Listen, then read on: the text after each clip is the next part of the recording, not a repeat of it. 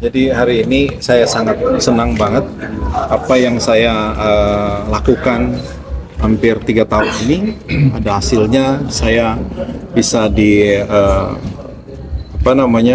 dilantik tadi atau diambil sumpahnya sebagai dokter, dan saya harap apa yang menjadi penelitian saya, disertasi saya ini bisa bermanfaat bagi negara, karena saya melihat ada kekosongan hukum yang dimana dari disertasi saya, judul disertasi ini mengangkat pertanggungjawaban pidana daripada korporasi dan pemilik manfaat atau beneficial owner akibat dari penyuapan yang dilakukan oleh organ perusahaannya atau direksinya.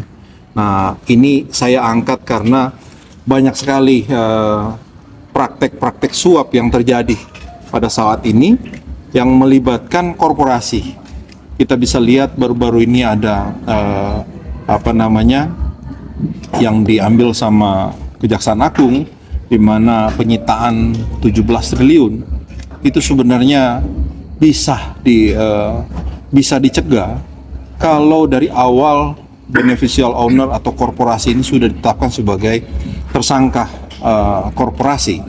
Karena penetapan tersangka korporasi ini selama ini sebelum ada KUHP baru itu menunggu dinyatakan bersalahnya direksi korporasi tersebut, baru korporasi dijadikan subjek untuk pidana korporasinya. Nah, ini dengan ada rentang waktu ini menyebabkan banyak masalah. Akhirnya sekarang kita bisa lihat ada rentang waktu antara direkturnya dijadikan terpidana, kemudian baru korporasi, ada penyuapan baru lagi yang dilakukan oleh advokat terhadap aparat penegak hukum, sehingga si korporasi menjadi terpidana sekarang, dan putusan pidana yang sudah ditetapkan oleh pengadilan negeri dicabut, akhirnya oleh banding dicabut, sehingga kita bisa lihat ada denda yang sangat besar oleh korporasi. Nah, ini banyak sekali korporasi yang menurut saya melakukan hal-hal seperti itu untuk mendapatkan keuntungan bagi mereka, mendapatkan izin, izin apapun itu yang dibutuhkan, mereka melakukan tindakan penyuapan. Nah, ini semua bukan hanya untuk kepentingan si direksi, tapi untuk kepentingan korporasi itu sendiri. Keuntungan yang mereka dapatkan itu dinikmati oleh korporasi, dinikmati oleh para si pemilik saham di dalam korporasi itu. Tapi selama ini mereka berlindung di balik terdakwanya seorang direksi. Nah, ini yang menjadi alasan saya sehingga saya melakukan penelitian, dan ternyata dalam penelitian itu saya menemukan, dan ternyata alhamdulillah dalam KUHP yang baru pidana korporasi itu sudah diakomodir. Dalam KUHP yang lama tidak ada pidana korporasi. Pidana terhadap korporasi itu hanya ada dalam Undang-Undang Lingkungan Hidup, hanya ada dalam Undang-Undang Tindak Pidana Korupsi.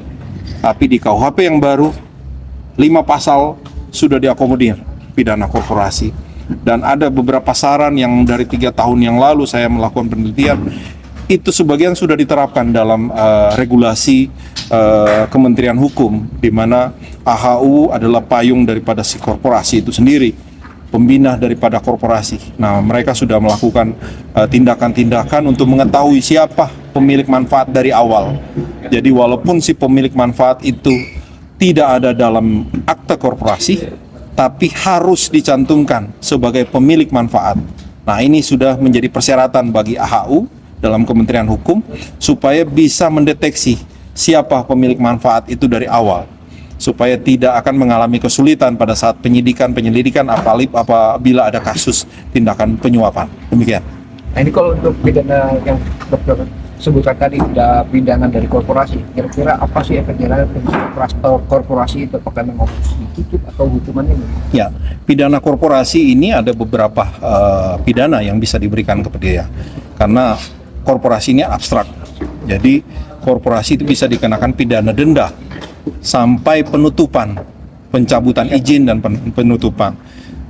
Kita melihat sekarang korporasi yang dijadikan denda itu yang ada berita penyitaan 17 triliun dari 3 perusahaan minyak goreng itu dalam amar putusan, dalam permintaan dari JPU itu dimintakan untuk penutupan dari 3 korporasi itu. Tapi hakim menilai manfaatnya, mudaratnya lebih besar kalau itu dilakukan penutupan karena nanti efeknya kepada karyawan dan lain-lain. Maka mereka tidak mengabulkan permintaan itu tapi menjatuhkan sanksi denda sampai 3 korporasi itu kita bisa lihat sekarang ada pidana denda sampai 17 triliun ya.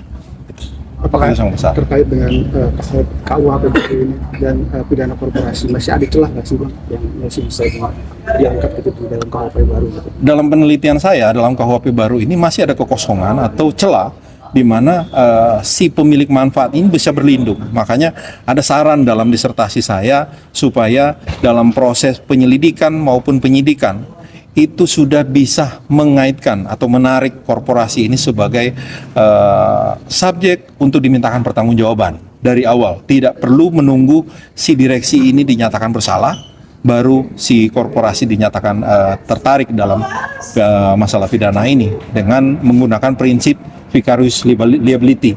Jadi siapa yang bertanggung jawab terhadap apa yang dilakukan oleh direksi, gitu. Boleh tahu judul disertasi kemarin apa? Judul disertasi saya adalah pertanggungjawaban pidana terhadap korporasi dan beneficial owner terhadap perlakuan suap daripada direksi atau organ perusahaannya dengan menggunakan pendekatan vicarious liability. Berapa lama proses disertasi selesai dari awal gitu? Proses ini saya mungkin bikin penelitian hampir 2 tahun. 2 tahun. Iya, 2 tahun. Jadi setelah masuk dalam program doktor ilmu hukum ada 2 semester, kemudian semester ketiga saya mulai melakukan penelitian. Tapi hal ini sudah saya teliti dari tesis saya, S2 saya sudah saya angkat masalah pertanggungjawaban pidana ini. Jadi sudah lebih ada bahan sehingga di dalam proses doktornya ini saya sudah bisa menemukan apa sebenarnya masalah yang terjadi. Jadi memang dari awal sudah concern untuk masalah pidana korporasi Iya, ini. jadi saya dari awal sudah konsen untuk pidana korporasi sehingga saya mengambil pidana korporasi ini dan mungkin ke depan saya berharap saya bisa lebih konsen untuk pidana korporasi. Jadi untuk corporate, jadi saya ada beberapa tempat yang saya bisa menyarankan korporasi-korporasi ini bisa patuh terhadap regulasi, tapi kepatuhan ini harus dilakukan dari awal sehingga korporasi itu saya sarankan melakukan legal audit setiap bulan, melakukan legal audit apakah dia patuh terhadap perundang-undangan atau tidak, karena dengan proses ini itu akan menghindari proses-proses tindakan-tindakan penyuapan seperti ini gitu. Satu lagi Bang, bagaimana tanggapan Abang terkait mungkin suap itu tidak berbentuk uang tapi dalam bentuk sponsorship atau mungkin hadiah-hadiah lain, itu bagaimana Bang kalau menurut pendapat Abang? Kalau masalah itu memang penyuapan itu bisa aja dengan berbagai macam. Kalau kita pernah lihat, pernah dengar sebelum-sebelumnya penyuapan itu bukan hanya lewat uang, lewat barang, lewat sponsorship tadi, dan juga ada yang pernah kita temukan dulu ya pemberian seseorang atau apa itu. Nah itu sekarang menjadi tren gitu, saya lihat jadi tren bagi korporasi karena dia untuk mendapatkan izin, misalnya izin pengelolaan hutan, izin HGU, izin pengiriman atau ekspor. Nah, dia tidak mau capek, dia tidak mau mengikuti regulasi yang ada, dia mengambil jalan pintas untuk melakukan penyuapan kepada aparatur sipil negara yang memiliki kewenangan terhadap penyidikan, terhadap pengeluaran izin itu, sehingga apa yang dia lakukan adalah memang untuk kepentingan keuntungan korporasi itu. Kalau sekarang begitu korporasi dinyatakan terdakwa, dia melakukan penyuapan terhadap aparat penegak hukum, dalam hal ini hakim, itu untuk kepentingan korporasi. Jadi bukan untuk kepentingan si advokat atau untuk kepentingan si direksi, tapi itu untuk kepentingan korporasi gitu. Begitu. Pak, dalam sepekan ini kan ada ketangkep 2 bupati kepala daerah Pak oleh KPK. Ini gimana mungkin perlu pembenahan seperti apa sih kepala daerah agar tidak Kalau- terulang kejadian ini? Kalau seperti ini yang berita-berita yang ada sekarang, saya lihat tertangkapnya kepala daerah itu imbas dari regulasi yang mereka lakukan atau kebijakan yang mereka lakukan ya. Di mana kebijakan kalau saya dengar ya ada untuk menempatkan seseorang menjadi kepala dinas harus ada uang pelicin atau apa gitu.